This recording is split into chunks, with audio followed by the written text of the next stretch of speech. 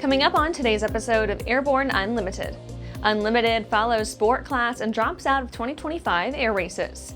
SpaceX Starship prepping for Flight Test 10. Duffy has no plans to privatize ATC.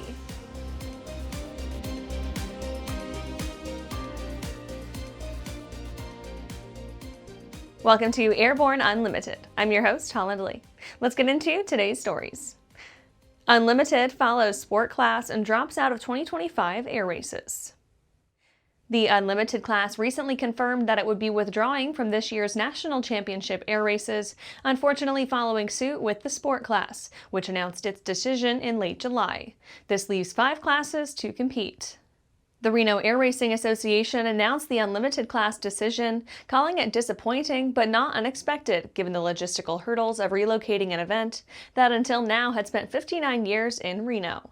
Fred Telling, chairman and CEO of the Reno Air Racing Association, said, quote, "The Unlimited class is one of our most iconic, so we are obviously disappointed. While they won't be able to join us for our inaugural year in Roswell, we look forward to working closely with the class after this event to ensure their accreditation and return at NCAR 2026, end quote. The class itself cited safety, operations, and sustainability as key reasons for sitting out of the Roswell event. Spokesman Stephen Hinton emphasized that the decision was not made lightly, adding that Unlimited pilots remain committed to returning in 2026. In the meantime, the group will continue working with RARA to ensure accreditation and to adapt to the realities of the new venue. The sport class, which bowed out in late July, gave a similar explanation. Organizers pointed to, quote, operational concerns that surfaced during this year's pylon racing seminar. After the break, solar-powered flight reaches new heights, literally. I'm currently using the Hartzel Talon, by far the best aerobatic propeller ever come out. I use the Trailblazer. It adds performance to the Super Decathlon and dependability, and it's rugged.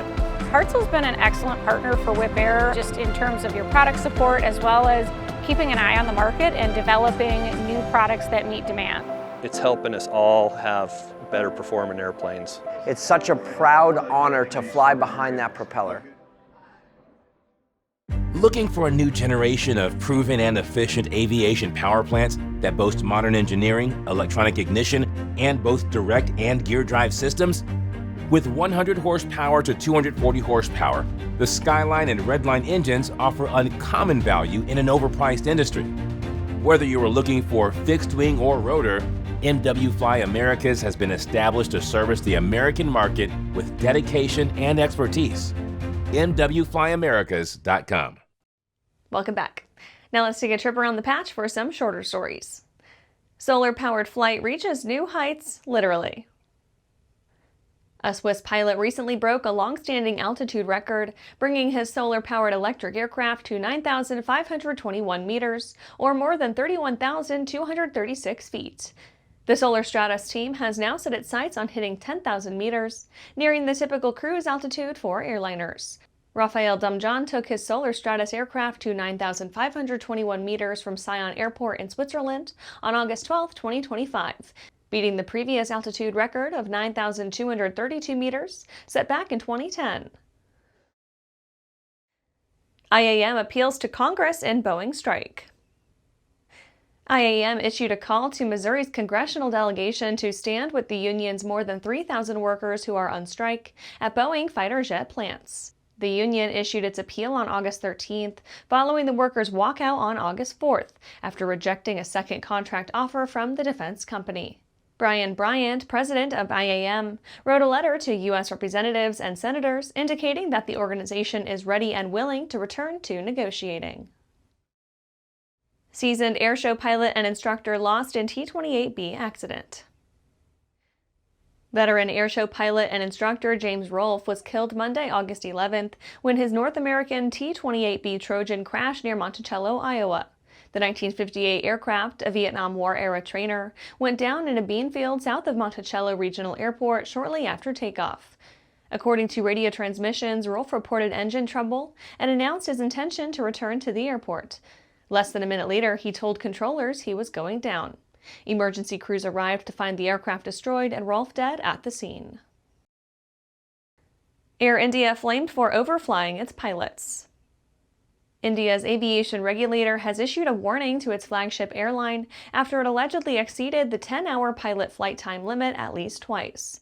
The Directorate General of Civil Aviation said the violations occurred on Bengaluru to London services AI-133 on May 16 and 17, 2025, and were uncovered during a spot check. According to DGCA regulations, pilots cannot exceed 10 hours of flight time in a duty period under the civil aviation requirement. Air India, however, attributed the overrun to a, quote, different interpretation of a special exemption granted during Pakistan's airspace closure. That's it for today's Trip Around the Patch. Let's get back to the rest of the news. SpaceX Starship prepping for Flight Test 10. SpaceX's Starship is getting prepared to launch on Sunday, August 24th, with a launch window opening at 6:30 p.m. Central Time. SpaceX has completed its investigations into the 9th flight test that ended with the loss of Starship, as well as the Ship 36 static fire anomaly.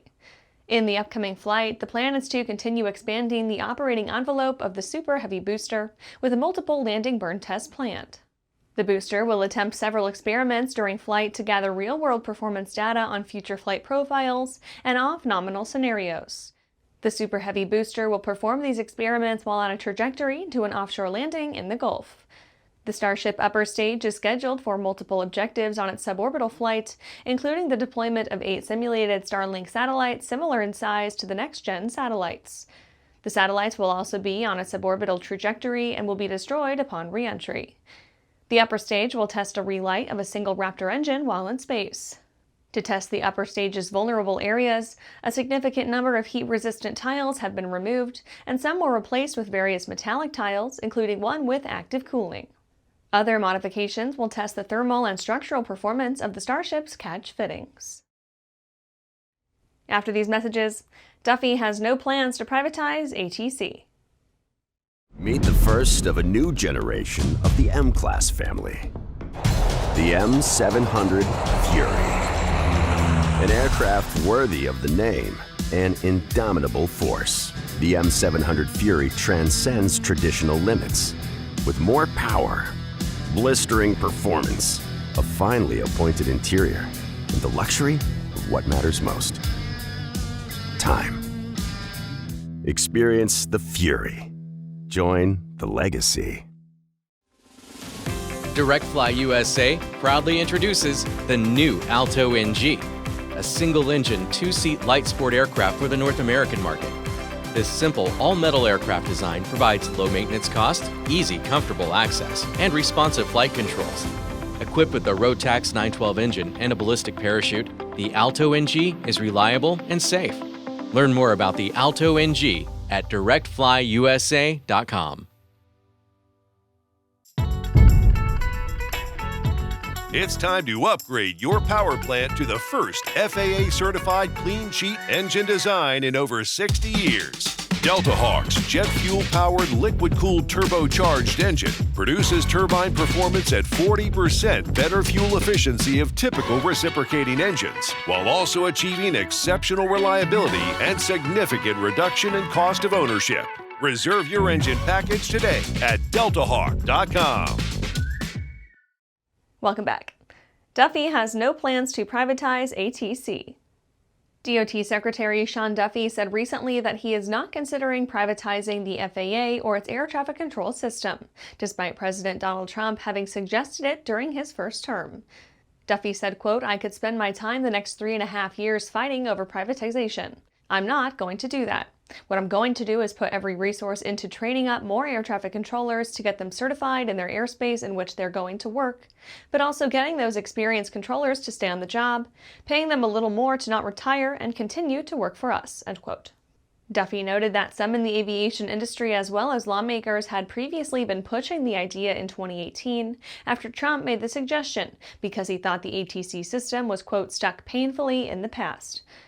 The topic was revived again in the early part of this year after the January mid-air collision near Reagan National Airport in D.C., along with a series of near misses around the country. Duffy has made a priority of recruiting new controllers in addition to a newly energized focus on investment in revamping the entire ATC system with congressionally approved funding. And that's our show for today. You can catch episodes of Airborne on YouTube, Roku, or Fire TV. Just search for Aero-News or Airborne. And don't forget to follow us on social media. Thanks for watching.